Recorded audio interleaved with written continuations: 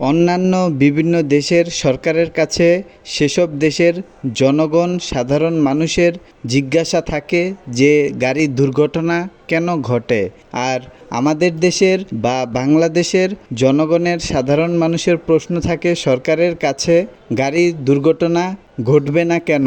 মানে আপনি একটা কারণ দেখাতে পারবেন না যেই কারণটার জন্য গাড়ির দুর্ঘটনা ঘটবে, আর সেই কারণটা গাড়ির মধ্যে অবস্থিত না, বা গাড়িটা কোনো না কোনোভাবে সুরক্ষিত। যে অন্য 100টা কারণ যদি থাকে দুর্ঘটনা ঘটার, একটা কারণ অন্তত তারা ঠিক রেখেছে যে এই অ্যাঙ্গেল থেকে গাড়ি দুর্ঘটনা ঘটবে না।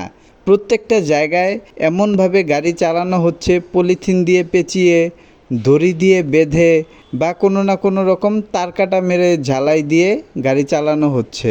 এগুলো আসলে গাড়ি না, কোনো রকম একটা মোটর চলে, সেটাও 40, 50, 60 এরকম স্পিডে চলে। আমি সঠিক জানি না, কিন্তু অনেক স্পিডে চলে, যে কারণে এরকম অটোরিকশাগুলোকে অনেকে টেসলা গাড়ির সাথে তুলনা করে যে তারা চলবেই, ব্রেক করার প্রয়োজন নেই, তারা ভেঙে চুরে কোনো না কোনোভাবে সামনে এগিয়ে যাবেই।